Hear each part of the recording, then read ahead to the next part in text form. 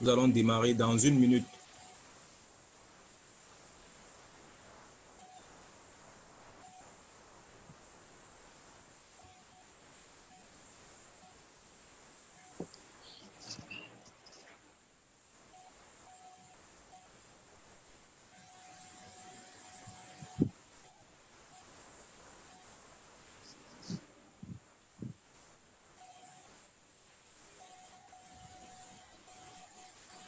Allô, Gilles, tu me reçois?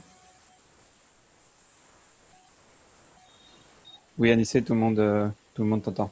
On a déjà 15 participants. Bonjour à tous. Je pense qu'on va attendre encore quelques minutes et puis démarrer. Ok, super.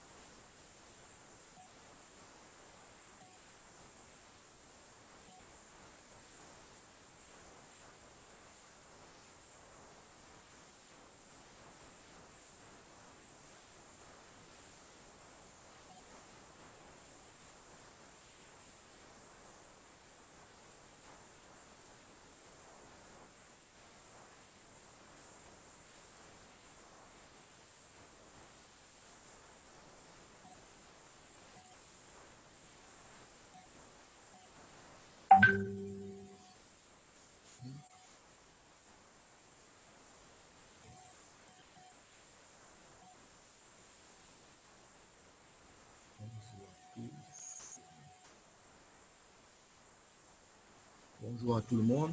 Est-ce que vous êtes prêts? Gilles, on peut commencer? Oui, je pense qu'on peut commencer. Je pense qu'il y a encore beaucoup plus de gens qui s'étaient inscrits, mais c'est encore tôt un lundi matin pour certains. Donc, j'imagine que certains se connecteront plus tard et on peut déjà commencer, Anissé. Ok, bonjour à tout le monde et bienvenue à cette nouvelle session de renforcement des capacités des organisations de la société civile sur le rôle des marchés internationaux de carbone en Afrique. Et donc, ce webinaire s'inscrit dans un programme de renforcement des capacités des organisations de la société civile dont l'objectif est de permettre aux organisations et mouvements africains d'avoir suffisamment d'outils pour pouvoir observer les marchés et regarder les projets qui sont mis en œuvre au niveau de l'Afrique. Donc, cette session sera modérée par moi, Anissé Kenfak, promoteur du Forum national de l'économie verte et président de l'association camerounaise pour le développement, l'entraide sociale et la protection de l'environnement. Et on aura deux exposants, à savoir M. Gilles Dufresne de l'ONG Carbon Market Watch, du réseau Carbon Market Watch, autant pour moi. Gilles est responsable des politiques internationales pour l'ONG Carbon Market Watch. Il est spécialisé dans le domaine des marchés carbone internationaux et suit les négociations climatiques des Nations Unies, notamment en lien avec l'article 6 de l'accord de Paris. Après Gilles suivra le second exposé qui sera présenté par M. Joseph Kobé, ingénieur agro-environnementaliste de formation. M. Kobé cumule 13 années d'expérience professionnelle sur les questions de changement climatique. Joseph est le coordonnateur international du réseau Climat et Développement, un grand réseau panafricain d'ONG francophones sur le changement climatique et le développement. Il est aussi directeur exécutif de l'Organisation pour l'environnement et le développement durable, OPEP, une ONG basée à Lomé au Togo. Monsieur Kobé a participé à 10 conférences de l'ONU sur le climat, COP15 à COP25, et a une parfaite maîtrise des questions climatiques en négociation au niveau international. Pour ce qui est des consignes, je vous invite à poser vos questions dans le chat sur la droite si vous avez des questions. Et voilà, parce qu'on ne peut pas prendre tout le monde au même moment. Et si vous avez des soucis pour la langue d'interprétation, juste en bas de votre écran, il y a une icône avec le globe qui est marqué interprétation. Vous pouvez cliquer dessus pour choisir la langue. Cette session sera présentée en anglais et en français. Donc, si vous avez des soucis ou bien des attentes, c'est le lieu de les mentionner dans le chat à côté. Alors, Gilles, je te donne la parole pour commencer. Merci Anissé. Bonjour à tous. Alors d'abord une petite précision pour poser des questions. Il y a en effet le chat comme Anissé le mentionnait. Sinon, ça peut être ce sera plus facile si vous pouvez poser vos questions à travers le Q&A, Q&A, donc la section que vous voyez en bas, plus ou moins au centre de votre écran, et qui vous permet de poser des questions directement. Ce sera plus facile de notre côté pour les suivre. Donc, on vous demande d'envoyer vos questions par écrit si c'est possible. Alors, comme disait Anissé, l'objectif ici est de discuter ensemble des marchés carbone, d'expliquer ce que sont ces systèmes, en quoi ils consistent, et aussi de les approcher avec une vision régionale et locale et de voir en quoi ces systèmes sont importants ou ont un impact réel au-delà simplement des négociations internationales qui parfois peuvent paraître un peu déconnectées de la réalité des organisations de la société civile active sur le terrain. Alors, je vais commencer avec une présentation, donc je vais faire un partage d'écran. Voilà, donc normalement, vous voyez tout le monde voit mon écran. Donc, comme je disais, je vais, dans cette première partie du webinaire, essayer de vous donner un aperçu du rôle des marchés internationaux du carbone, vous expliquer en quoi ça consiste. J'imagine que dans le public, il y a des gens avec différents niveaux de connaissances sur ces systèmes. Et donc, je voulais commencer par vraiment revenir au début, revenir à la base et expliquer comment ces systèmes fonctionnent. Et puis ensuite, on discutera un peu plus en détail de l'état des négociations actuelles. Et puis, Joseph Kogbe vous expliquera plus le lien avec des dynamiques actuelles sur le continent africain. Donc, avant toute chose, je voulais expliquer... Voilà. OK. Je voulais expliquer qu'est-ce que sont ces marchés, finalement. Donc, il s'agit principalement d'échanger des réductions d'émissions entre différentes entités. Donc, ça peut être entre deux pays ou bien depuis un pays vers une entreprise privée ou vers des individus. L'idée est donc vraiment d'échanger une réduction d'émissions de gaz à effet de serre qui a déjà été réalisée. Donc, il y a un projet qui est mis en place dans un pays. Par exemple, on installe des panneaux solaires ou on développe l'utilisation de fours à cuisson plus efficients. Et à travers ces projets, on va réduire les émissions par rapport à un seuil de référence, donc par rapport à un scénario alternatif. Ces réductions d'émissions sont ensuite vendues sur un marché et donc achetées par d'autres entités. Donc, par exemple, on peut avoir une compagnie aérienne ou un pays qui va acheter ces réductions d'émissions pour atteindre ses propres objectifs.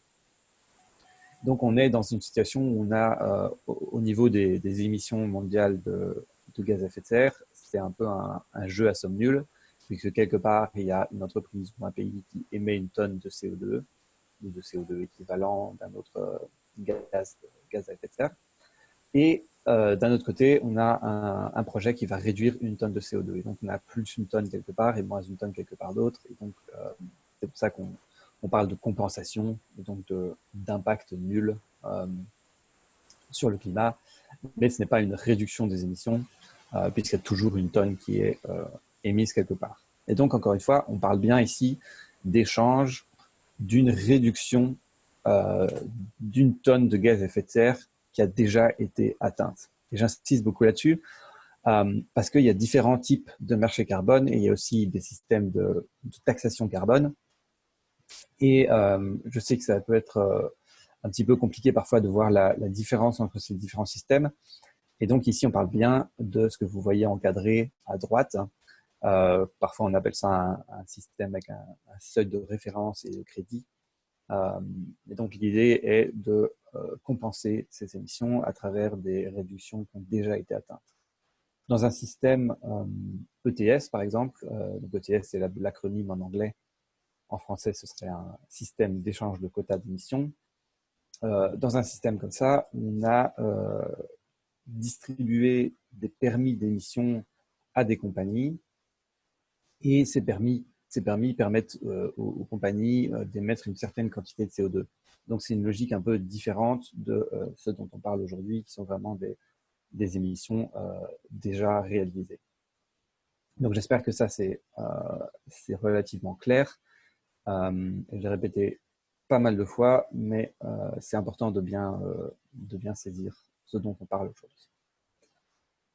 Alors ensuite, je voulais parler des différents types de marchés qui existent et en quoi est-ce qu'ils sont en lien les uns aux autres et quelle est un peu l'architecture globale des marchés carbone. Ici, vous voyez une structure en 4 catégories. Donc sur la gauche, vous avez les systèmes de marché carbone mis en place sous le protocole de Kyoto. Donc vous avez notamment le mécanisme de développement propre, qui ici est mis en anglais, le CDM. Puis vous avez le système d'implémentation conjointe et un troisième marché qui n'est pas vraiment un marché de compensation dont on parlera moins ici. Mais donc, c'est intéressant d'avoir en tête que sous le protocole de Kyoto, il y avait 3 marchés carbone, dont j'imagine certains d'entre vous, la plupart d'entre vous auront entendu parler du MDP, du mécanisme de développement propre, qui permet aux pays qui ont un objectif sous le protocole de Kyoto d'acheter des réductions auprès de pays qui n'ont pas d'objectif. Principalement des pays riches qui avaient des objectifs, qui achetaient des réductions auprès de pays en voie de développement qui n'avaient pas d'objectif sous le protocole de Kyoto. Ensuite, sous l'accord de Paris, il y a 2 marchés carbone qui ont été mis en place et qui viennent essentiellement remplacer les marchés du protocole de Kyoto. Donc, je vais revenir un peu plus en détail dans un slide plus tard sur la différence et en quoi ces deux systèmes consistent. Donc, je ne vais pas trop aller dans les détails maintenant. Simplement utile d'avoir en tête que sous l'accord de Paris, on a encore des nouveaux marchés carbone et qui viennent remplacer ceux du protocole de Kyoto. Puis, la troisième catégorie que vous voyez, c'est un système mis en place pour le secteur aérien qui s'appelle CORSIA, qui est un système qui a été mis en place au niveau de l'Agence des Nations Unies pour l'aviation civile et qui va nécessiter que les compagnies aériennes compensent la croissance de leurs émissions au-dessus de leur niveau de 2019. Donc, il y a beaucoup d'aspects techniques et de règles pour la mise en place de ce système. Évidemment, je ne vais pas rentrer dans les détails parce que ce n'est pas vraiment l'objectif de ce webinaire, mais simplement, vous pouvez avoir en tête qu'il y a un système spécifique mis en place pour le secteur aérien et que donc les compagnies aériennes vont être acheteuses de crédits carbone. Et puis enfin, tout à gauche, vous voyez qu'on parle de compagnies privées. Et donc, il s'agit de ce qu'on appelle le marché volontaire. Donc, c'est un marché carbone qui fonctionne de façon similaire au mécanisme de développement propre ou à d'autres systèmes. Donc, il s'agit toujours de compensation, mais simplement, les transactions, les achats se font sur base volontaire. Donc, c'est des compagnies privées qui vont acheter une tonne de CO2 réduite quelque part sur base volontaire pour, par exemple, faire des campagnes de communication et dire que ce sont des compagnies vertes qui soutiennent des projets de réduction d'émissions, etc. Donc ça, c'est la structure un peu simplifiée des marchés carbone aujourd'hui. Évidemment, en réalité, le système est un peu plus complexe. Vous voyez sur le tableau ici à droite qu'il y a beaucoup d'interactions. Évidemment, c'est écrit très petit. L'objectif n'est pas que vous lisiez tous les détails ici. C'est simplement de vous dire que, pardon, c'est simplement de vous dire que vous pouvez trouver tous ces détails dans le guide sur l'introduction au marché carbone que vous pouvez trouver sur notre site.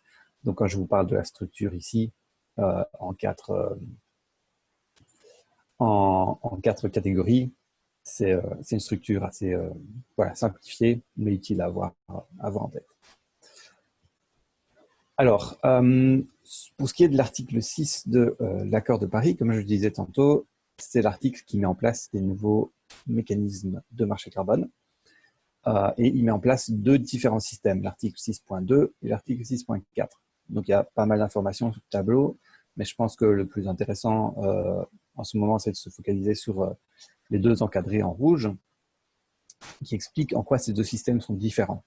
Donc, sous l'article 6.2, des pays peuvent échanger des réductions d'émissions. Et donc, ça va se passer principalement à travers des accords bilatéraux où deux pays vont se mettre d'accord pour acheter ou vendre plusieurs tonnes d'équivalent CO2.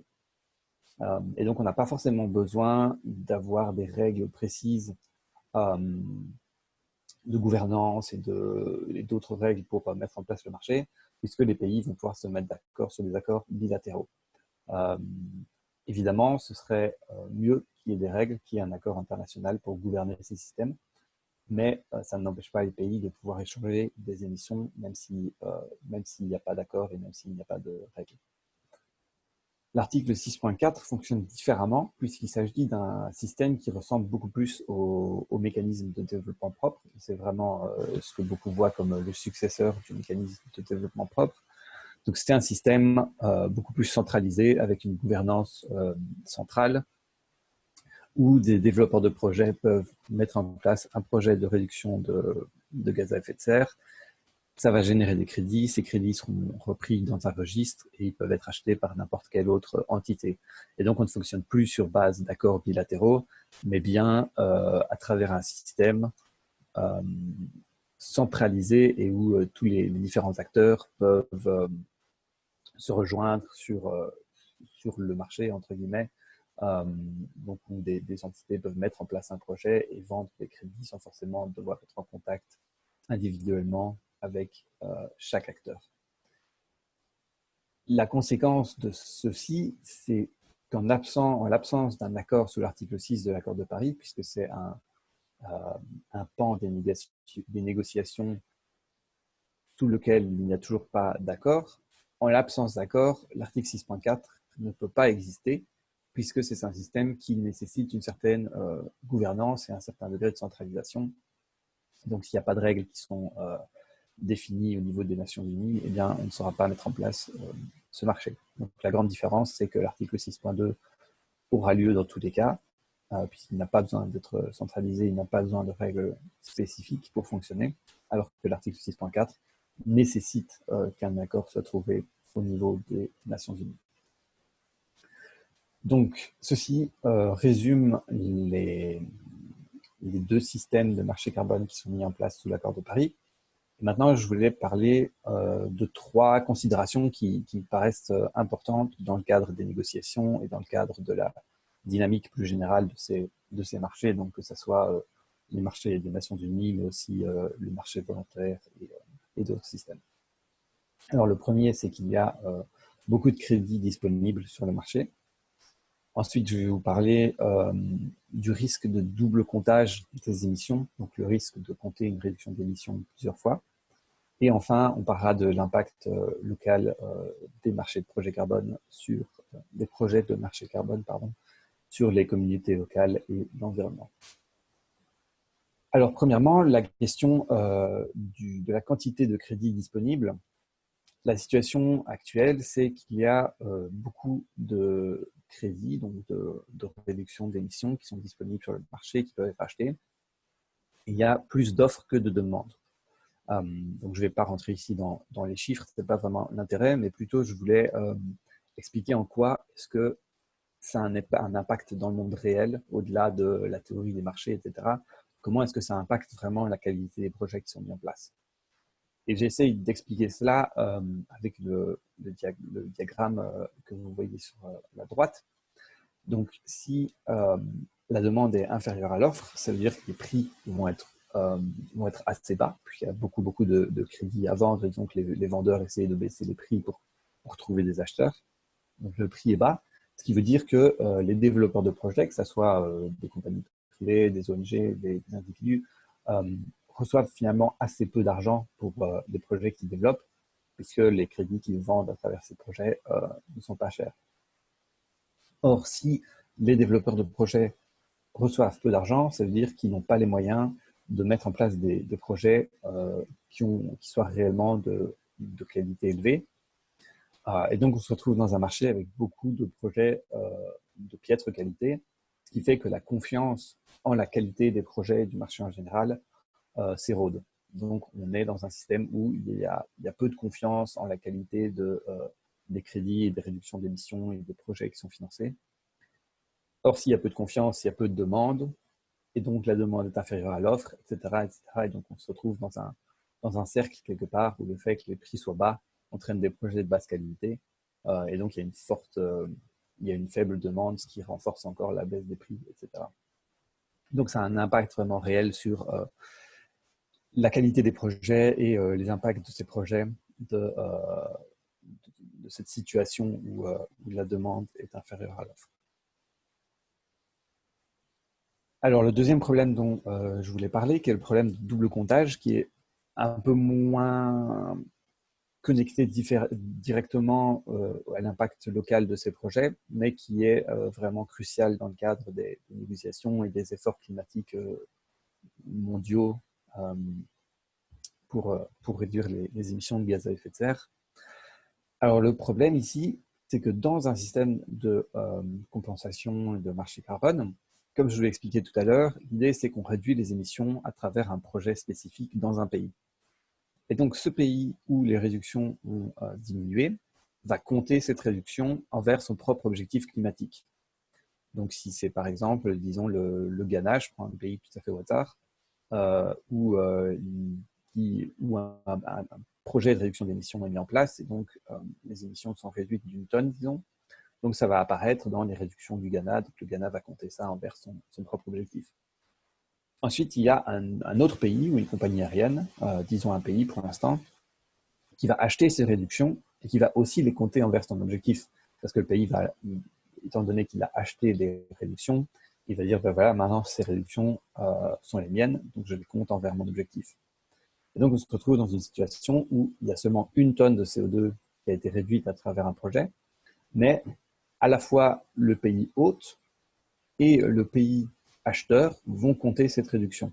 Donc ça, évidemment, ça crée un problème, puisque si on commence à compter des tonnes de réduction plusieurs fois, toute la logique d'avoir des objectifs climatiques quelque part s'effondre, puisque on peut atteindre différents objectifs avec une même réduction d'émissions. Donc, ce qu'il faudrait dans ce cadre-là, c'est s'assurer que le pays qui a vendu ces réductions d'émissions ne puisse pas les compter en même temps. Donc, soit le pays veut compter ces réductions d'émissions, soit il veut les vendre à un autre pays, mais ce n'est pas possible de faire les deux choses en même temps. Il faut donc une correction au niveau, ce qu'on appelle un ajustement correspondant. C'est le terme technique, mais l'idée est assez simple, c'est simplement de dire, voilà, si moi j'ai vendu mes réductions d'émissions, je m'engage à ne pas compter cette tonne de réduction. La corollaire de ça est évidemment que le pays qui vend ces émissions doit avoir le choix de vendre ou de ne pas vendre. Donc, si le pays veut garder ses émissions pour atteindre son objectif, il faut que ce soit possible. Et donc, le pays doit toujours être celui qui a le dernier mot de décider si oui ou non il veut autoriser un projet à vendre des réductions d'émissions. Donc, ceci résume le problème du double comptage. Et puis enfin, je voulais vous parler de la nécessité de prendre en compte les impacts locaux sur les communautés locales et sur l'environnement. On parle parfois de la nécessité d'avoir des mécanismes de garantie. On sait que sous le mécanisme de développement propre, sous les marchés qui existent aujourd'hui, il y a plusieurs projets qui ont eu des impacts vraiment terriblement négatifs sur des communautés locales. Par exemple, qui ont repoussé des populations hors de leurs terres pour faire de l'espace pour créer des barrages hydrauliques, ou qui ont entraîné une augmentation de la déforestation, etc. Et un des problèmes, un des facteurs qui a entraîné ça, c'est le manque de consultation et d'implication des communautés locales dans la mise en place de ces projets. Et donc, ce qui est important aujourd'hui et dans le futur des marchés carbone, c'est de s'assurer qu'il y ait un processus clair pour consulter les communautés locales avant de mettre en place des projets, donc qu'il y ait une réelle implication des communautés locales. Mais à côté de ça, aussi qu'il y ait quelque part une surveillance de la part de la société civile, de surveiller l'impact réel de ces projets, de voir si ils correspondent vraiment sur le terrain à ce qui était annoncé dans les documents qui sont soumis aux Nations Unies ou bien même dans le cadre de mécanismes volontaires qui visent des compagnies privées. On encourage fortement les organisations de la société civile à essayer de s'impliquer et de surveiller l'impact réel de ces projets. Et au niveau structurel du marché, de mettre en place un système de grief, donc un système qui permettrait à des individus de porter plainte contre un projet et de dire voilà, tel projet a eu un impact négatif sur telle communauté ou sur l'environnement de telle ou telle façon, et donc ne devrait pas être autorisé à générer des crédits carbone et à quelque part être validé par les Nations Unies puisqu'il y a eu un impact négatif. Et donc sous le mécanisme de développement propre, pour l'instant, il n'existe pas de système qui permet cela, qui permet à des communautés d'enregistrer une plainte. Et donc, c'est quelque chose qu'on pense qu'il devrait être amélioré sous l'article 6 et sous les futurs mécanismes qui seront mis en place. Alors, j'arrive doucement à la fin de ma présentation. Je voulais encore terminer sur un commentaire sur le futur de ces systèmes. Donc, comme certains d'entre vous le sauront, la COP26 a été reportée à la fin 2021, à novembre 2021. Or, c'est à la COP26 que les pays doivent encore essayer de trouver un accord pour gouverner, pour mettre en place et réguler les systèmes de marché carbone sous l'article 6. Et donc, pour l'instant, on est toujours dans un système sans aucune règle précise. Or, il y a des projets pilotes qui sont développés. Par exemple, la Suisse a développé plusieurs projets pilotes. Les autres pays sont en train d'en discuter, sont en négociation. Notamment, il y a plusieurs projets dans des pays sur le continent africain. Et donc, c'est important de comprendre que même en l'absence de règles, d'accords politiques au niveau des Nations Unies, il y a déjà des projets qui sont mis en place, qui vont continuer d'être mis en place. Ensuite, au niveau du marché volontaire, il y a une forte augmentation de la demande et de l'intérêt pour les compensations, pour les crédits de compensation. Donc, que ce soit par exemple dans du secteur aérien ou le secteur de l'extraction de pétrole. Il y a beaucoup de grandes compagnies qui aujourd'hui ont marqué leur intérêt pour acquérir de plus en plus de crédits carbone. Et la plupart des projets qui sont financés sont des projets de forêt. Donc en 2018, environ la moitié des projets sous le marché volontaire étaient des projets de forêt. Donc pourquoi est-ce que j'explique tout ça? Pour simplement montrer qu'il y a un grand intérêt aujourd'hui pour les marchés carbone. Il y a un certain entrain pour augmenter le volume de crédits et de réduction d'émissions qui sont échangés.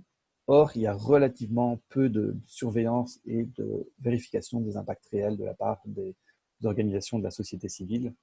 Et donc, ce qu'on voudrait réaliser ensemble, et ce qu'on encourage chacun à faire, c'est de surveiller finalement quel est le réel impact de ces projets. Et donc, si vous êtes au courant de projets spécifiques dans votre communauté, ou si vous voyez un problème avec certains accords relatifs au marché carbone, ou si vous êtes intéressé à surveiller certains projets spécifiques, n'hésitez pas à nous contacter. Et en tout cas, dans les mois qui viennent, on essaiera de continuer à collaborer avec différentes organisations de la société civile pour s'assurer que les organisations locales et les organisations de terrain ont aussi un rôle dans ces marchés carbone et puissent s'assurer que les impacts sont réellement bénéfiques pour les communautés locales et pour l'environnement. Donc, je vais terminer là-dessus et vous pourrez trouver plus de ressources sur ce thème sur notre site, notamment si c'est un thème nouveau pour vous. Je vous invite à lire le guide d'introduction au marché carbone que vous voyez ici au milieu de l'écran. Il existe aussi en français, donc je vous invite à lire ça et n'hésitez pas à nous contacter si vous avez d'autres questions. Alors, voilà qui conclut ma présentation. Et maintenant, on voulait vous montrer une vidéo qui ne dure pas trop longtemps, je pense 5-6 minutes, qui résume quelles sont les différentes étapes pour la mise en place d'un marché carbone. Donc, il y a des étapes assez précises et c'est utile de comprendre quelles sont ces étapes. Comme ça, dans le cadre de la surveillance d'un projet, vous pouvez comprendre à quelle étape en est ce projet et quels sont les moments auxquels il est le plus opportun pour la société civile de s'impliquer dans un projet. Donc, mon collègue Andrew va pouvoir lancer la vidéo. Andrew, if you can launch the video, I think we're ready. Merci à tous.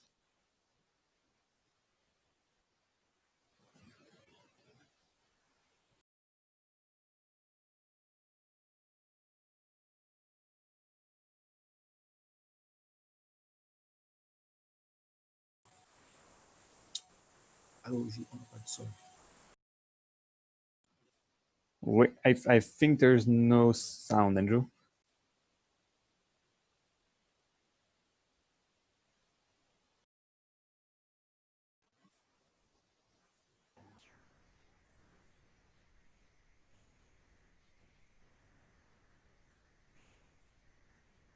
Okay. No, there's still no sound.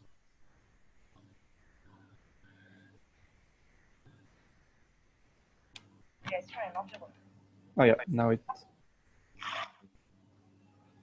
Les effets dramatiques de la crise climatique se font déjà sentir. Yeah, that works. Malheureusement, les mesures prises pour y mettre fin peuvent également avoir des effets négatifs sur les populations et l'environnement.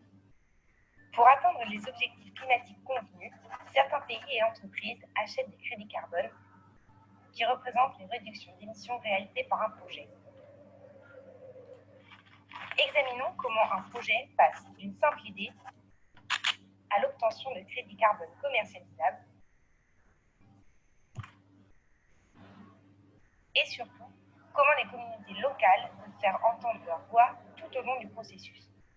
Car une fois que le mal est fait, il est souvent trop tard pour le réparer. C'est pourquoi les organisations locales doivent comprendre comment ces projets sont développés et comment les communautés peuvent contrôler leur déroulement. Mais alors, à quoi devraient-elles faire attention? Premièrement, la plupart des projets sont enregistrés selon des normes spécifiques, une sorte de label de garantie. Les trois principales normes mondiales sont les suivantes: le mécanisme de développement propre, le Voluntary Carbon Standard et le Gold Standard. Bien que chacune possède ses propres règles, ces normes suivent généralement une structure similaire.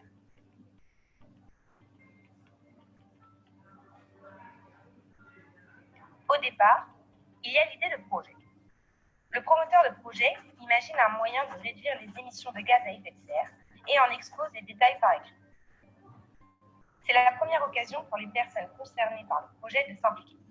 En effet, de nombreux labels exigent l'organisation d'une consultation des parties prenantes, afin que le promoteur entende des avis externes. Toutefois, ces règles ne sont pas toujours appliquées. Si elles n'ont pas été consultées comme il se doit, les collectivités locales peuvent déposer une plainte. La plupart des labels partagent pour ce faire des coordonnées de contact en ligne. Pour certains labels, comme le mécanisme de développement propre, le projet doit être autorisé par le pays d'accueil, ce qui peut représenter une deuxième occasion pour les communautés de s'engager. Après avoir détaillé son idée, le promoteur doit faire valider le projet par une organisation externe. Le dossier doit inclure les commentaires reçus dans le cadre de la consultation des parties prenantes. S'il s'avère qu'il aura un impact positif et qu'il répond aux exigences fixées par la norme, le projet est alors validé et il peut être enregistré. Après avoir examiné le résultat des deux premières étapes, le label choisi enregistrera officiellement le projet. Dans certains programmes, cette étape représente une nouvelle occasion de faire part de ses remarques. Si, par exemple, les communautés locales n'ont pas été consultées ou que leur avis ait été ignoré. Une fois enregistré, le projet peut générer des crédits carbone pendant le nombre d'années défini. Le projet est désormais prêt à démarrer. Si elles sont affectées de manière négative à ce stade, ou si elles n'ont pas été correctement consultées avant le début du projet, les parties prenantes peuvent toujours se plaindre auprès des promoteurs ou auprès du label qui a certifié le projet. Certains labels ont établi une procédure spécifique à cet effet, appelée mécanisme de réclamation, dont les coordonnées sont souvent disponibles en ligne. Tout au long du projet, le promoteur surveillera différents paramètres de façon à pouvoir mesurer exactement combien de tonnes de gaz à effet de serre ont pu être évitées grâce à ce projet. Ces données ne seront généralement pas rendues publiques à ce stade, mais seront utilisées plus tard pour calculer le nombre de crédits carbone à déléguer. Une fois le projet lancé, un auditeur indépendant vérifiera que celui-ci se déroule comme prévu. Grâce à cette vérification, et sur la base des données de l'étape précédente, l'auditeur confirmera que les émissions ont été réduites et que les crédits carbone peuvent être générés. Une fois toutes les étapes achevées, le promoteur peut enfin recevoir les crédits carbone qui sont créés par la norme certifiant le projet.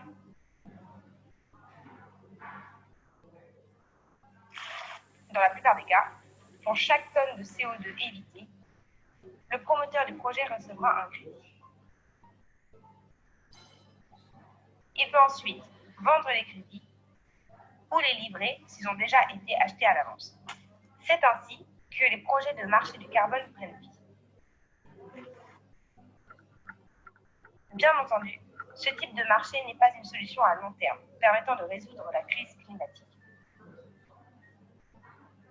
Les compensations sont utilisées pour justifier des émissions produites ailleurs et n'ont donc pas pour effet de réduire le niveau global d'émissions. Il est néanmoins important que les communautés locales sachent comment ces projets sont mis en œuvre et comment ils peuvent faire entendre leur voix.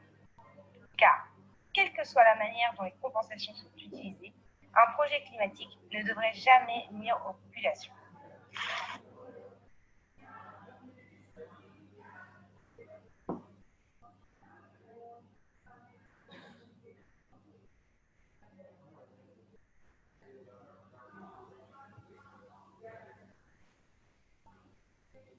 Voilà, merci Andrew. Ok. Désolé pour le son qui était un petit peu... il y avait un petit peu de son au bruit de fond, mais en tout cas, j'espère que vous avez quand même pu comprendre. Et la vidéo est disponible sur notre site internet. Donc vous pouvez aussi la retrouver là, donc carbonmarketwatch.org. Et on vous l'enverra avec les présentations.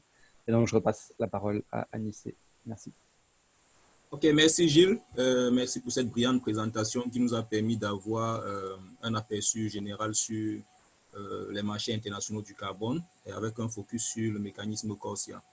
Donc, je voudrais inviter les différents participants à poser toutes leurs questions. On va peut-être prendre quelques questions avant de passer au second exposé. Donc, s'il y a des questions, n'hésitez pas à les poser. Mais en attendant, on a déjà une préoccupation. Donc, c'est la question de M. Edim, c'est ça? De M. Edem d'Asie qui dit que certains affirment que l'Afrique n'a rien à faire avec les marchés de carbone, vu que le continent pollue peu. Alors, qu'en dis-tu, Gilles? Oui, c'est vrai que les émissions de la plupart des pays sur le continent africain sont très faibles, surtout en comparaison avec d'autres pays développés ou émergents.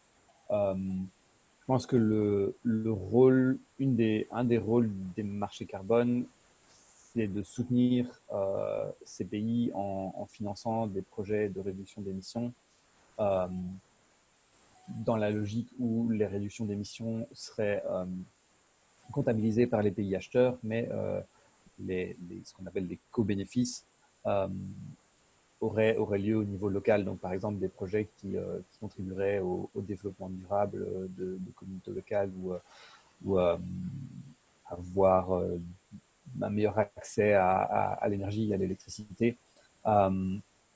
Après, il y a évidemment toute une dynamique entre la perspective de soutenir l'action climatique dans des pays sur le continent africain. Et il y a le concept d'acheter des réductions d'émissions. Donc, c'est pas vraiment la même chose. Et donc, on insiste quand même sur la différence entre acheter des crédits carbone sous un marché du carbone ou distribuer une finance climatique, puisque la finance climatique vise à aider un pays à atteindre son objectif climat, alors que d'acheter des crédits carbone n'aide pas vraiment le pays à atteindre ses propres objectifs, puisque on exporte quelque part ces réductions. Et donc, c'est vrai qu'il faut être un pays qui achète des crédits de réduction doit être attentif à ce que ça ne rende pas la tâche plus difficile pour le pays qui vend ces réductions et que ce pays hôte, ce pays vendeur puisse toujours atteindre ses objectifs climatiques. C'est vrai que dans l'ensemble, Carbon Market Watch reste assez critique de ces systèmes et on pense qu'il faudrait plutôt passer par des systèmes de finance climatique pour soutenir les pays plutôt que d'acheter et d'exporter leur réduction. Ok, merci. Toujours le même participant pense que d'autres disent que la mise en place des marchés de carbone encourage la pollution, étant donné que de gros pollueurs sont prêts à payer une compensation qui n'a finalement pas d'impact sur leurs intérêts. Oui, tout à fait. Donc, c'est ce que j'essayais de mentionner aussi juste maintenant, que finalement, le système de compensation, c'est un système qu'on appelle un jeu à somme nulle. Et donc, on continue d'émettre quelque part et on réduit quelque part d'autre. Et même si en théorie, ça pourrait être un bon système, en théorie, on va financer des projets et on peut permettre d'avoir un maximum de réduction pour une somme d'argent donnée. En pratique, on observe quand même que c'est des systèmes à travers lesquels beaucoup de compagnies très polluantes, comme des grosses compagnies aériennes ou des industries pétrolières, que ce soit Shell ou d'autres, qui se lancent comme acteurs principaux dans les marchés carbone, qui vont acheter énormément de crédits et qui achètent des crédits très très peu chers. Donc, on est à peut-être moins de 5 dollars la tonne de CO2, donc c'est très très bas. Et donc, quelque part, c'est un échappatoire facile pour ces compagnies d'acheter des crédits au lieu de réellement essayer de réduire leurs émissions. Donc, certains vont défendre l'idée en disant qu'à court terme, ça peut être une solution pour réduire et pour quelque part faire le pont entre le système qu'on a actuel et une société complètement décarbonée. Mais c'est vrai que ça entraîne aussi le risque de continuer avec le modèle qu'on a actuellement et de croire que c'est facile de simplement compenser ces émissions et qu'il n'est pas nécessaire de réduire aujourd'hui, ce qui évidemment n'est pas en lien avec l'état de la science actuelle. Ok, merci Gilles. Alors, il y a M. Abeya qui pense que l'accès des organes publics locaux au marché carbone n'est pas effectif, n'est pas existant. Alors, quelles sont les possibilités? Je pense que tu peux répondre à cette... En tout cas, tu vas certainement apporter un éclairci là-dessus. Oui, tout à fait. Donc, comme je le mentionnais dans ma présentation, c'est vraiment important qu'il y ait une application des communautés locales et qu'il y ait des règles pour quelque part obliger les développeurs de projets à impliquer des communautés locales. Sous les marchés existants, il y a diverses règles en fonction des différents labels, des différents standards qui mettent en place, qui certifient des projets. Mais c'est vrai que sous le mécanisme de développement propre, par exemple, on sait que les règles n'étaient pas suffisantes et donc il y a eu beaucoup de cas où les communautés locales n'ont pas été suffisamment impliquées. Et donc, quelque part, c'est aussi l'objectif de Solinar est d'entamer une discussion avec les organisations de la société civile pour pouvoir mieux suivre où sont les projets et quand il y a un projet, mieux comprendre comment est-ce qu'on peut échanger des expériences entre différentes organisations et mieux participer ou mieux donner son avis sur certains projets. Donc, oui, tout à fait, c'est vraiment un aspect crucial. Alors, je vois deux autres commentaires. Oui, idéalement, ce serait bien si vous pouviez poser vos questions par écrit dans la section Q&A. Et je pense qu'on va répondre à la plupart des questions ensuite, après, ensemble avec Joseph. Donc peut-être qu'on peut passer à la présentation de Joseph maintenant. D'accord.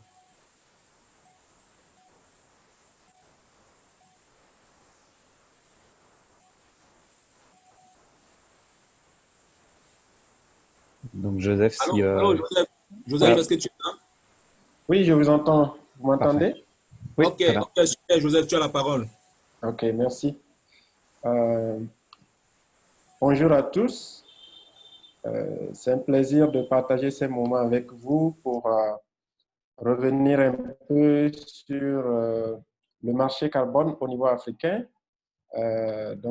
Quelques initiatives déjà qui ont marché et voilà, avec aussi des remarques que nous avons pu faire ça et là.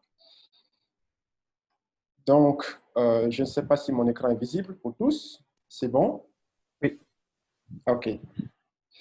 D'accord. Donc, je vais revenir un peu sur le rôle des marchés carbone internationaux au niveau africain pour que nous puissions mieux comprendre comment cela se passe afin de mieux nous préparer en tant que société civile pour agir. Donc, je vais revenir un peu sur quelques principes de base déjà évoqués par Gilles et ensuite quelques acteurs et règles que ces marchés suivent. Et après, partager deux expériences de projets carbone au niveau, la première au niveau de l'Ouganda, la seconde au niveau du Bénin. Et ensuite, revenir sur un petit bilan du processus ou du mécanisme MDP pour que nous puissions nous projeter sur ce qui devrait être fait dans le cadre du nouveau mécanisme qui est en développement dans le cadre de l'accord de Paris sur le climat, notamment l'article 6. Et donc ici, le principe de compensation carbone, je crois que Gilles l'a si bien expliqué déjà. Donc en deux mots, vous avez un pays qui a l'obligation de réduire ses émissions de gaz à effet de serre, le CO2 notamment, et qui n'arrive à réduire qu'une seule partie ou une partie des obligations. Et donc, ce pays peut décider de contribuer à la mise en œuvre ou au développement d'un projet qui est un projet écologique ou éco-projet. Et donc, un projet écologique qui permet d'éviter les émissions de gaz à effet de serre, du CO2 notamment. Et ensuite, les crédits qui seront générés, c'est-à-dire le CO2 évité, seraient comptabilisés sous forme de crédits carbone qui seront utilisés par ce pays qui a l'obligation de réduire ses émissions en vue de les compenser. Donc, vous comprenez que lui, au niveau de son pays ou au niveau de l'entreprise qui devait réduire ses émissions à un certain niveau donné et qui n'arrive pas à le faire, va financer un projet écologique dans un autre pays qui réduit les émissions que lui, ensuite, il va comptabiliser. Donc, c'est un peu comme ça le principe de façon très simple. Et dans ce processus-là, il y a beaucoup d'acteurs qui sont concernés. Voilà. Donc, vous avez plusieurs acteurs de la compensation au carbone. Donc, d'abord, un développeur ou un porteur de projet qui peut être un État, un gouvernement, une organisation de la société civile, une entreprise, donc qui met en œuvre le projet ou alors supporte le risque financier du projet. Et donc, lui, il va interagir avec un opérateur de compensation carbone qui propose des partenariats aux entreprises, des calculs d'émissions et puis des compensations en ligne aux particuliers. Et ensuite, entre les deux, vous avez un courtier carbone donc qui interagit avec le développeur ou le porteur de projet et l'opérateur de compensation carbone. Donc, son rôle est d'agir comme intermédiaire pour des opérations d'achat et de vente de crédits carbone. Et au niveau, donc tous ces acteurs-là, finalement, on a un client final de la compensation qui achète les crédits carbone pour compenser justement des déplacements ou des consommations d'énergie, etc. Et au niveau du développeur de projet, plus bas, vous avez, je crois que je l'ai mentionné aussi, il y a donc plusieurs standards ou labels carbone qui certifient la qualité des réductions d'émissions de projet. Et ensuite, vous avez un consultant carbone qui réalise des études de terrain qui rédige les documents de projet ou qui donne des conseils. Et je crois que justement à ce niveau, c'est à ce niveau-là que les organisations de la société civile ont un rôle crucial à jouer pour pouvoir influencer le projet. Et vous avez un auditeur carbone qui vérifie justement la qualité des réductions d'émissions du projet. Donc, c'est un peu ça les acteurs principaux qui interviennent dans la chaîne. Ensuite, il y a quelques règles qui sont fondamentales lorsqu'on veut parler de marché carbone. C'est que d'abord, il faut que le projet soit mesurable. Les émissions de gaz à effet de serre évitées donc, doivent être comptabilisées sur la base d'une méthodologie bien définie. Et donc, dans le cadre du MDP, par exemple, on a une méthodologie qui est bien définie et dans le document de projet, cette méthodologie-là est bien décrite. Et donc, elle est approuvée par un tiers indépendant donc, pour montrer justement que la méthodologie est solide. Mais je reviendrai en partageant l'expérience de l'Ouganda pour montrer que parfois, il y a également des biais ou des manquements au niveau de la méthodologie. Et deuxièmement, la vérifiabilité du projet. Et donc, comme je l'ai mentionné plus haut, un auditeur indépendant va vérifier annuellement les économies de gaz à effet de serre réalisées par le projet. Et troisièmement, il y a la permanence ou la durabilité du projet. Donc, les émissions de gaz à effet de serre doivent être évitées pendant au moins 7 ans. Donc, quand vous avez un projet carbone, c'est un projet qui dure minimum 7 ans. Il y en a qui vont jusqu'à 20 ans, 30 ans et au-delà. Et enfin, vous avez l'additionnalité, et cela est très important, c'est-à-dire que le projet que vous voulez mettre en œuvre doit permettre non seulement d'éviter des émissions de gaz à effet de serre par rapport à une situation de référence définie, mais le porteur du projet doit aussi prouver que sans le revenu ou les gains issus de la vente des crédits carbone, son projet ne pourrait pas être mis en œuvre. Ça veut dire justement que ce projet n'aurait jamais vu le jour s'il n'y a pas ces revenus-là issus de la vente de crédits carbone. Alors donc, ça devient un projet additionnel. Donc, si ces critères ne sont pas remplis, donc l'utilisation du terme de compensation carbone peut être remise en cause.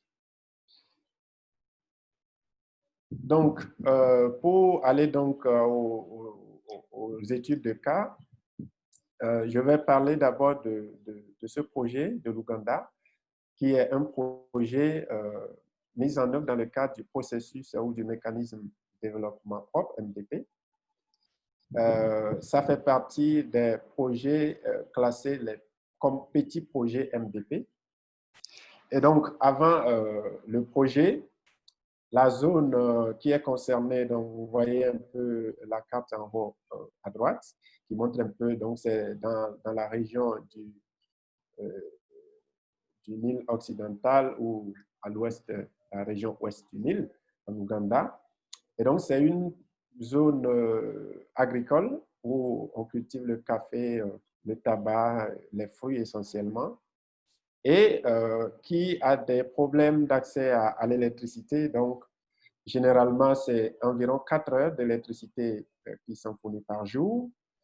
Et c'est dans ce cadre-là que l'idée est venue d'initier un projet de réduction des émissions de gaz à effet de serre, mais qui permet justement de permettre à cette communauté-là d'avoir un accès plus durable à l'électricité. Et donc, d'après, comme je l'ai dit, les méthodologies ou les méthodes de calcul utilisées, le projet devrait permettre d'éviter 760 000 tonnes de CO2 sur une période de 25 ans à partir de 2005.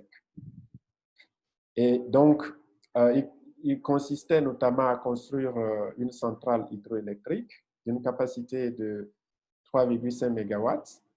Et le coût, c'est pour la phase initiale, parce que ce n'est pas le coût sur la durée du projet, c'était 14,75 millions de dollars, mais sur l'entièreté du projet, c'est au-delà de 180 millions de dollars. Et ensuite, les achats de crédits de réduction seront faits par la Banque mondiale.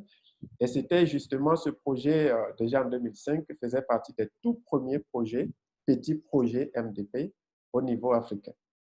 Et donc, ça a permis à l'Ouganda de mettre en place rapidement un cadre juridique et réglementaire, donc des réformes tarifaires pour pouvoir assurer le succès du projet. Alors, voilà. Donc, les impacts du projet, c'est la réduction significative des coûts énergétiques mensuels. Donc, des enquêtes ont été menées auprès des ménages dans certains villages et on s'est rendu compte que les coûts ont été réduits de 2/3, donc ce qui n'est pas rien. Et l'hôpital de la ville d'Arua, par exemple, a vu sa facture réduite de 2/3, donc de 7 millions de shillings ougandais qu'ils utilisaient ou qu'ils dépensaient pour l'autogénération à 2 millions seulement. Ensuite, il y a eu plus de 1750 clients qui ont bénéficié de ce projet, donc qui ont eu accès à l'électricité. Et non seulement accès à l'électricité, mais à partir des sources d'énergie propres et plus sûres. Et au lieu de 4 heures par jour, ils pouvaient avoir l'électricité sur 18 heures, parfois 24 heures sur 24. Cela a permis aussi d'améliorer des services d'éducation et de santé, donc des écoles et des hôpitaux ont été connectés. Et bien entendu, cela a entraîné aussi d'autres impacts, notamment l'augmentation des activités commerciales dans la zone, des activités industrielles, mais aussi l'initiation des activités génératrices de revenus.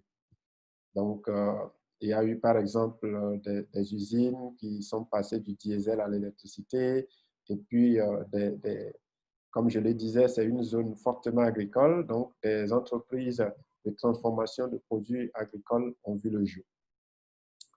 Néanmoins, il y a quelques petits soucis par rapport à ce projet. Et je relève ici 4 soucis ou 4 problèmes principaux. C'est d'abord la méthodologie. Et donc, la méthodologie utilisée dans le cadre du MDP pour ces genres de projets qui devaient permettre de passer du diesel à l'électricité, à l'hydroélectricité. Donc, cela supposait une substitution directe entre les groupes électrogènes diesel ou essence à l'électricité qui provient du projet. Donc, cela ne prend pas en compte les autres sources de production d'énergie, comme par exemple le pétrole, la biomasse ou le gaz, alors que dans la zone, c'est la biomasse qui est essentiellement utilisée. Donc, il y a un biais par rapport à la méthodologie qui a été utilisée qui ne prend pas en compte une grande partie de la source d'énergie qui est utilisée dans le milieu. Ensuite, pour ce qui concerne les émissions de gaz à effet de serre, donc les émissions qui étaient justement en cours de construction ou de formation ne sont pas comptabilisées dans les unités de réduction certifiée des émissions, donc qui ont été allouées dans le cadre de ce projet. Et troisième problème soulevé, c'est l'additionnalité de l'investissement et l'additionnalité de projet. Parce que, comme je l'ai mentionné un peu plus haut, un projet carbone doit pouvoir être un projet additionnel sur le plan investissement et sur le plan d'existence de projet. Alors que dans la zone, par exemple, il y avait déjà un projet financé avec l'appui de la Banque mondiale qui est l'Energy for Rural Transformation, donc un projet de transformation, un projet d'énergie pour la transformation rurale, donc dans la région. Et ce projet n'a pas été pris en compte. Et même dans l'étude de faisabilité, il n'a pas été fait référence aux leçons tirées de ce premier projet-là. Donc, ça pose un problème, effectivement, d'additionnalité de projet, puisqu'il y avait un projet qui a vocation à fournir de l'électricité dans le milieu. Ensuite, il y a eu une étude de faisabilité également sur le coût et sur tout ce qui est aspect financier. Mais on s'est rendu compte que 3 ans après le démarrage du projet, le projet s'est arrêté parce qu'il y avait des problèmes de financement, malgré toutes les études qui ont été réalisées en amont. Et il a fallu que le gouvernement ougandais débloque de l'argent supplémentaire pour pouvoir faire avancer les projets. Donc, ça pose un problème justement dans le cadre d'une initiative MDP. Et ensuite, le développement durable, sur cet angle-là, l'étude d'impact environnemental et social qui a été réalisée n'a pas trouvé d'implication négative significative. Donc, seulement 2 ou 3 ménages ont été déplacés. Donc, il s'agissait d'un petit barrage. Mais ce qu'on a constaté, c'est que les ménages pauvres des zones rurales notamment, qui ne sont pas dans les zones municipales, étaient plus ou moins exclus du projet parce que l'électricité qui était fournie visait essentiellement les zones municipales. Alors qu'un tel projet devait plutôt s'intéresser aux communautés les plus vulnérables de la zone. Le deuxième projet dont je vais parler, c'est un projet qui porte sur les foyers améliorés, appelé Wanru, autour du parc national de la Pendjari au Bénin, au nord du Bénin. Et donc, c'est un projet au Bénin, comme dans la plupart des pays de l'Afrique subsaharienne, c'est énormément de bois de feu qui sont utilisés des quantités importantes pour la cuisson chaque année. Et dans la zone, principalement, c'est des foyers traditionnels qu'on appelle des foyers à 3 pierres, qui sont utilisés à plus de 90% par les femmes. Donc, vous voyez l'image en bas à gauche. Et ensuite, vous avez une autre forme de foyer à 3 pierres amélioré, donc qu'ils appellent onso. Et là, c'est utilisé c'est très peu utilisé, donc 3% des femmes. Et les femmes ou les ménages qui utilisent les 2 types de foyers font à peu près 6% des femmes. Donc, c'est des foyers qui consomment énormément de bois de feu. Alors, dans ce cadre, l'ONG EcoBénin, qui est une ONG membre du réseau Climat et Développement que je coordonne, donc, avait initié un projet dans le cadre du programme FastStart. Donc, c'est les financements précoces qui étaient issus de l'accord de Copenhague lors de la COP 15 en 2009. Donc, avec l'appui de l'Agence wallonne de l'air et du climat, et pour diffuser 12 000 foyers Wanru dans 6 000 ménages et qui couvrent 40 villages des communes riveraines de la réserve de Pendjari. Et donc, je crois que c'était un projet assez intéressant parce que les communautés qui sont riveraines des réserves de biosphère utilisent énormément de bois de feu. Et après une première phase de ce projet, l'idée est venue justement à cette organisation de pouvoir penser à assurer l'autofinancement du projet. C'est ainsi qu'ils ont pensé au marché carbone. Ils ont d'abord réalisé une étude carbone et ensuite ils ont développé le projet pour le soumettre au marché d'échange volontaire des crédits carbone. Donc, je l'ai rappelé tout à l'heure, les types de marchés qui existent. Et ils ont eu l'appui technique de cette entreprise qui s'appelle CO2 Logique. Et ils ont développé la technologie Wanru qui était déjà utilisée, mais qui elle-même s'est inspirée des systèmes traditionnels de cuisson. Donc, il y a les foyers roquettes qui sont des foyers traditionnels utilisés. Et donc, ce projet s'est basé sur cette technologie-là déjà existante dans le milieu. Donc, vous pourrez avoir plus d'éléments sur cette expérience que nous avons publiée. Un article sur ce projet a été publié donc, dans la publication du réseau Climat et Développement de 2014 que vous pourrez avoir sur le site Internet du réseau. Alors, comme impact, ce projet, je crois que c'est un projet, d'abord quand c'est des projets de marché volontaire, c'est beaucoup plus flexible. Et c'est un projet qui a été initié par une organisation de la société civile, une ONG, donc, qui maîtrise les problèmes de terrain. Donc, ce projet a permis d'éviter 3 tonnes de CO2 par ménage et par an. Ensuite, ça a permis de faire des économies, 50% d'économies sur l'achat de bois énergie par famille et par mois, ce qui n'est pas rien. Et ensuite, 2 tonnes de bois de feu ont été économisées par famille et par an. Le projet a également permis de réduire les risques liés aux maladies respiratoires, pour toute forme de maladies qui sont liées aux fumées issues de la combustion de bois. Également, ça a réduit le temps de cuisson des femmes, donc qui passaient beaucoup moins de temps à la cuisine et pour donc vaquer à d'autres activités génératrices de revenus. Et ça a permis aussi de donner accès à l'électricité à travers la télécommunication. Donc, une autre composante qui a été ajoutée au projet, donc, c'est qu'à partir du foyer maintenant, les ménages pouvaient charger leur téléphone portable. Donc, c'est une innovation que l'ONG et ses partenaires ont ajoutée plus tard au projet. Et par an, ce projet permet de sauver 36 000 arbres dans la zone. Donc, vous aurez plus d'informations en allant sur le site du projet mentionné en bas de cette diapo. Donc, pour parler un peu de MDP, qui était le cadre formel des Nations Unies sur les marchés carbone, il faut le souligner, je crois, la question de participant tout à l'heure a fait référence à ça.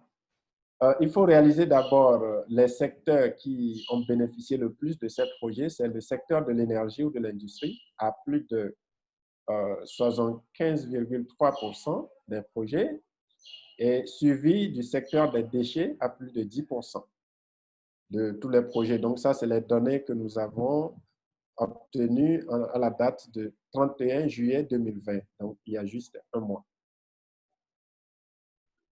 Mais qui en a profité le plus, bien entendu, et la question aussi faisait référence à ça, c'est les grands émetteurs, les pays grands émetteurs, notamment les pays de l'Asie, donc notamment la Chine, l'Inde, le Brésil. La Chine, à elle seule, a bénéficié de près de 60% de ces projets-là.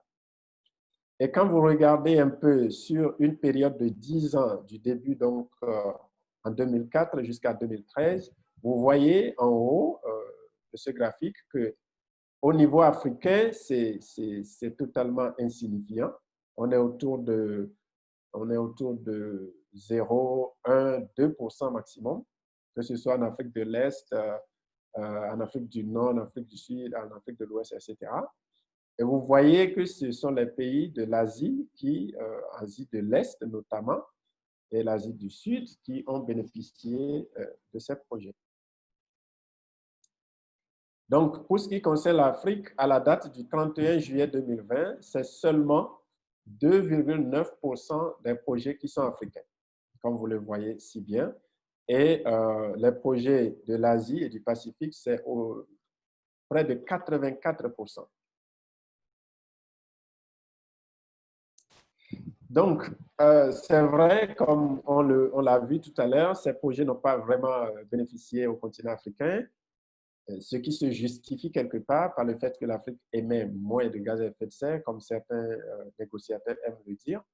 Mais au moins, le MDP nous a permis d'obtenir des réductions d'émissions au niveau mondial, même s'il s'agit d'un transfert du problème. Et ça permet de créer des approches, de les tester pour suivre et évaluer les réductions d'émissions de gaz à effet de serre, avec des principes que j'ai évoqués plus haut, l'additionnalité, la conformité, le développement durable, etc. Et ces approches et principes, justement, devraient nourrir les réflexions actuellement en cours dans les négociations sur le mécanisme futur d'atténuation, qui est le mécanisme de développement durable, qui est envisagé par l'article 6.4 dans le cadre du régime climatique de l'accord de Paris. Donc, je pense que nous ne devons pas rester à l'écart, et je vais revenir un peu sur ce qui se fait déjà au niveau de certains pays. Donc là, vous voyez qu'il y a des initiatives qui se développent au niveau des pays de l'UEMOA. Donc, c'est les pays francophones de l'Afrique de l'Ouest qui réunit 8 pays de l'Afrique de l'Ouest. Des consultations sont actuellement en cours pour établir un instrument sous-régional de tarification carbone au sein de l'espace. Donc, il est envisagé de réaliser très prochainement une étude d'opportunité de ces marchés carbone. Et il faut aussi souligner que dans la plupart des contributions déterminées au niveau national qui ont été soumises par les pays africains, notamment les pays de l'Afrique de l'Ouest, plusieurs ou nombre de ces CDN font référence à l'utilisation du marché carbone pour pouvoir assurer la mise en œuvre de ces contributions. Donc, ça veut dire que d'un jour à l'autre, on va pouvoir s'inscrire dans cette dynamique-là si nos pays veulent mettre en œuvre leurs contributions. Et donc, certains instruments nationaux de tarification carbone également sont en train d'être développés. Par exemple, au Sénégal, les réflexions sont en cours pour mettre en place des instruments nationaux de tarification carbone. Au niveau du Togo, donc où je suis, il y a déjà eu 2 ateliers de formation auxquels nous avons eu la chance de participer, organisés par le ministère de l'Environnement, donc qui est en charge des questions climatiques, à l'endroit des membres du comité de suivi de la mise en œuvre des CDN au Togo sur l'article 6 de l'accord de Paris. Donc, les 2 ateliers ont porté sur la mise en œuvre de l'article 6 de l'accord de Paris pour voir comment est-ce que le Togo pourrait se positionner. Et je crois que c'était une belle expérience parce que ces 2 ateliers ont réuni tous les acteurs au niveau ministériel, des différents départements ministériels, les acteurs de la société civile, le secteur privé, pour échanger déjà en amont, pour comprendre d'abord cet article-là, ses implications et voir comment le Togo pourrait s'insérer. Et enfin, au niveau du Ghana, en début du mois de mars, déjà, il y a un accord qui a été signé. C'est un accord de coopération entre le Ghana et la Suisse en vue de la mise en œuvre de la CDN et de l'article 6 de l'accord de Paris. Donc, ça porte notamment sur le développement des énergies renouvelables, notamment les systèmes solaires, mais aussi des systèmes de cuisson améliorés. Et cette initiative du Ghana est la 2e du genre au niveau mondial, après le Pérou, qui est le premier pays à signer un tel accord. Donc, le Ghana est le 2e pays au monde à signer un accord de coopération dans le cadre de la mise en œuvre de l'article 6, donc à travers ces CDN. Alors, je pense donc que pour nous, société civile, et Gilles l'a dit, l'objectif, c'est de pouvoir comprendre déjà ce qui se passe, ce qui a été dans le cadre du MDP, ce qui est en négociation dans le cadre de l'accord de Paris, pour mieux nous préparer pour la mise en œuvre du nouveau mécanisme du développement durable et aussi pouvoir suivre les marchés carbone dans nos différents pays.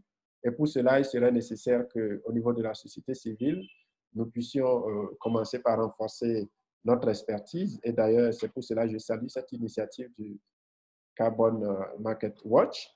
Et aussi, il faudrait aussi que nous puissions commencer à nous organiser pour définir des stratégies d'influence qui nous permettraient de suivre ces projets de près et de pouvoir évaluer les impacts au niveau de nos communautés. Ça pourrait être d'un avantage important pour notre continent. Donc, voilà un peu ce que j'avais voulu partager avec vous. Vous avez donc l'adresse du site web du réseau Climat et Développement et de l'ONG OPED. Et donc, sur le site du réseau, vous aurez pas mal d'informations sur des publications et d'autres activités qui sont menées dans le cadre de la lutte contre le changement climatique. Voilà, donc je crois que j'arrive à la fin de ma présentation et je vous remercie.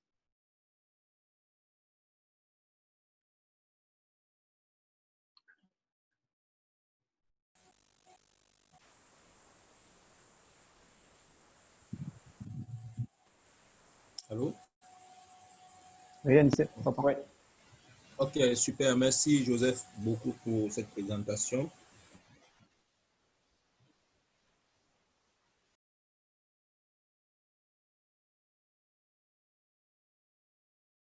Aux questions précédentes, Gilles, ou bien je pense qu'il faut d'abord noter les questions qui vont directement auprès de Joseph. Donc voilà, s'il y a des questions, n'hésitez pas à les poser. Maintenant, il y a à faire par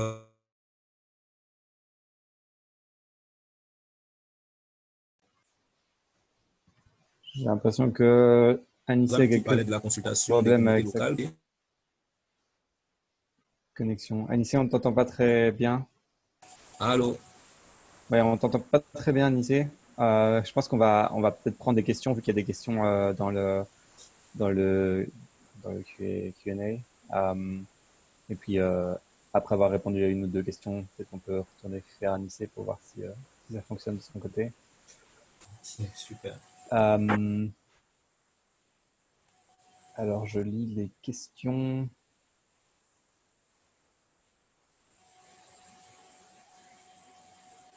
Je vois une question sur le fait qu'il y ait peu de vérification des impacts par les organisations de la société civile et qui demande comment est-ce que les organisations de la société civile peuvent plus s'impliquer, notamment dans le contexte où il est difficile pour toutes les organisations de la société civile de se financer et d'avoir les moyens suffisants finalement pour s'impliquer dans ces systèmes. Je peux donner un élément de réponse. Peut-être que Joseph pourra aussi compléter. J'imagine que Joseph, tu as de l'expérience sur ce genre de travail sur le terrain. Je pense de notre côté, évidemment, ça reste toujours complexe de travailler en tant qu'ONG. Dans le monde entier, les ressources sont toujours limitées. Et je pense que c'est pour ça que c'est intéressant de bien comprendre quels sont les moments auxquels il est le plus utile pour une organisation de s'impliquer, que ce soit notamment au début de la mise en place du projet, de comprendre le système de consultation des communautés locales. Et puis lorsqu'il y a un problème avec un projet, c'est aussi pour ça qu'on espère qu'il y aura un mécanisme de grief, un mécanisme spécifique de plainte, pour que justement ce ne soit pas trop difficile pour des organisations locales de rentrer en contact avec les développeurs de projets ou avec la mise en place du système au niveau des Nations Unies et d'enregistrer une plainte spécifique. Et sinon, de façon plus générale, voilà, c'est aussi l'objectif de ce webinaire est d'entrer en contact avec vous, avec différentes organisations. Et n'hésitez pas à nous contacter si vous voyez des projets communs qui seraient possibles et on peut travailler ensemble à la réalisation de ces projets et à essayer de trouver des ressources. Donc, je ne sais pas si Joseph, tu as aussi quelque chose à ajouter sur cette question de comment impliquer la société civile dans le cadre de ressources limitées et d'accès à ces techniques et à ces systèmes. Oui, merci pour cette question. Je pense que c'est une très belle question. Pour compléter un peu les éléments de réponse, une piste est d'abord de pouvoir s'impliquer dans les processus nationaux.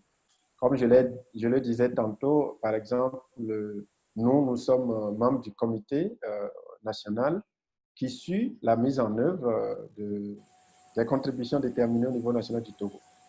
Donc, dans ce cadre-là, s'il y a des initiatives de ce genre, elles sont discutées et vous avez toute l'information et vous pouvez vérifier aussi sur le terrain. Et donc, la deuxième opportunité, c'est de pouvoir s'organiser au niveau national. Parce que comme le participant l'a dit, on n'a pas assez de ressources. Mais si on se met en réseau au niveau national, c'est plus facile. Par exemple, si le projet est mis en œuvre dans une zone où l'ONG X, qui est dans le comité CDN, n'intervient pas, c'est facile pour lui d'interagir avec l'autre organisation de la société civile qui focalise ses actions dans la zone pour pouvoir organiser une action commune. Donc, je crois que ça peut être une deuxième piste. Et puis, la troisième piste, c'est de se mettre aussi en réseau au niveau international, comme l'a dit Gilles, avec l'appui des organisations qui suivent les questions de marché carbone, comme le Carbon Market Watch, mais aussi des réseaux comme le réseau climat et développement, où nous avons aussi, nous interagissons beaucoup avec les négociateurs et les décideurs dans différents pays.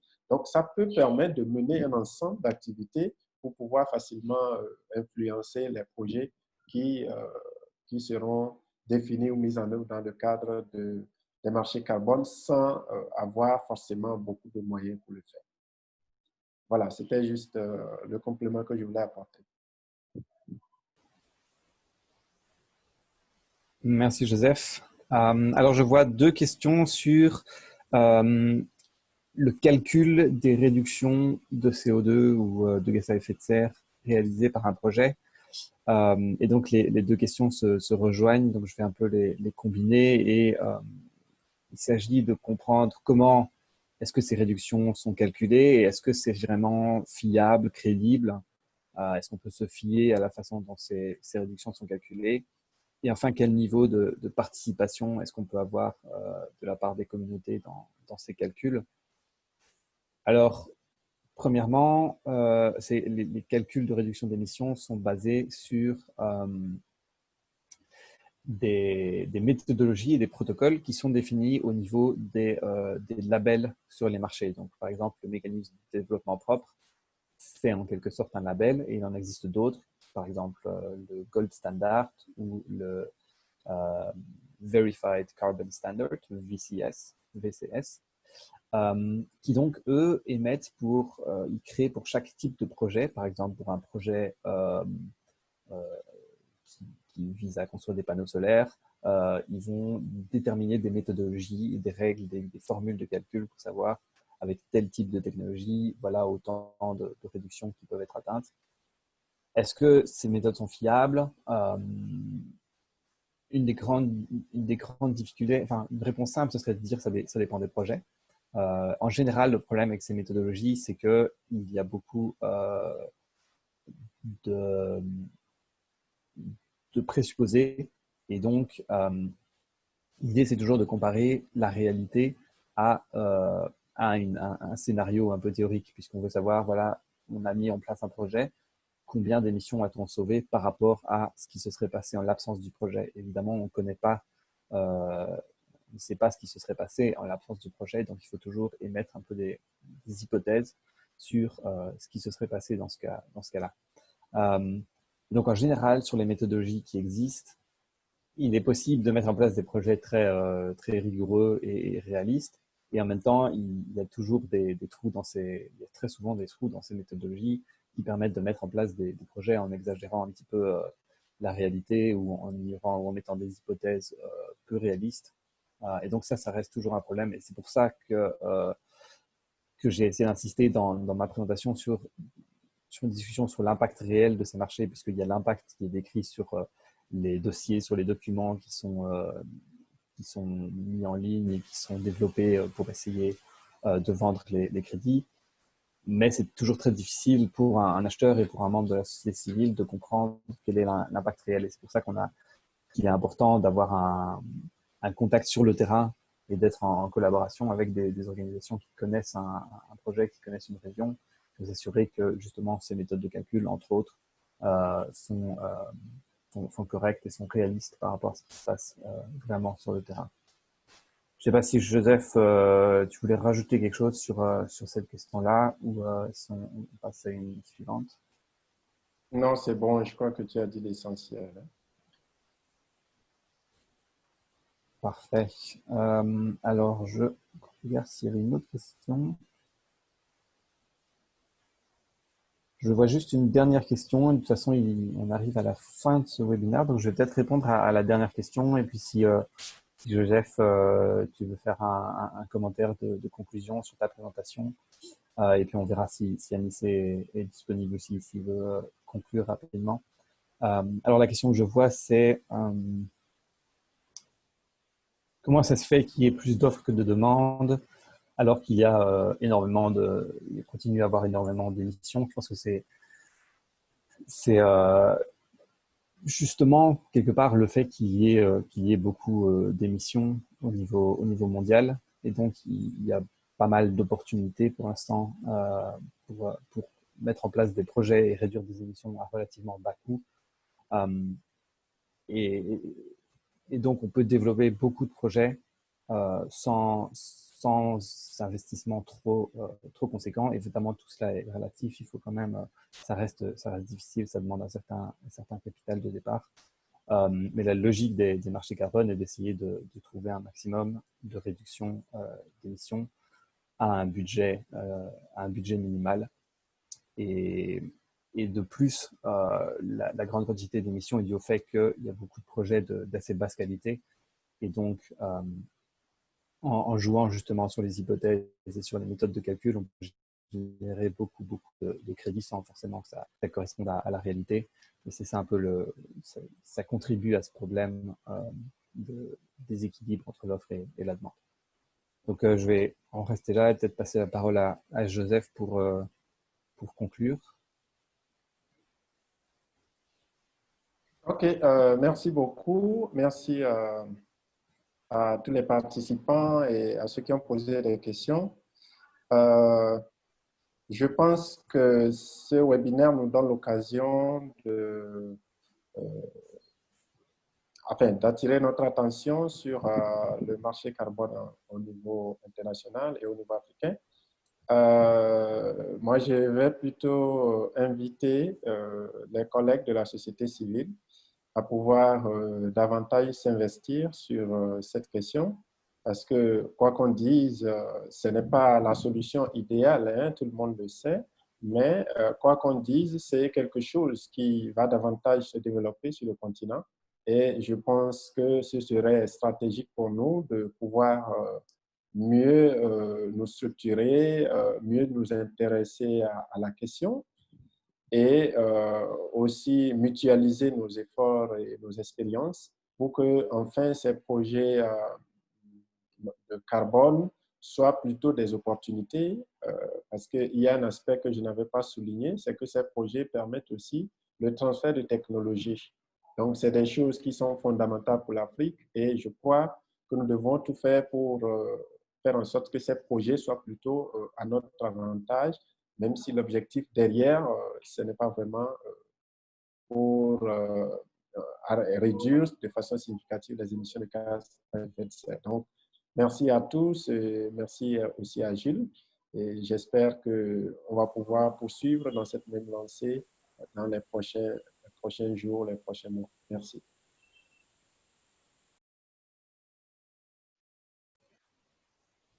Alors, est-ce que Anissé est là? Merci Anissé aussi pour ta modération. Désolé pour les problèmes techniques que tu as eu à la fin. Oui, tu m'écoutes? Oui, on t'entend. Ok, super. Merci. Je suis désolé pour la connexion Internet qui dérange.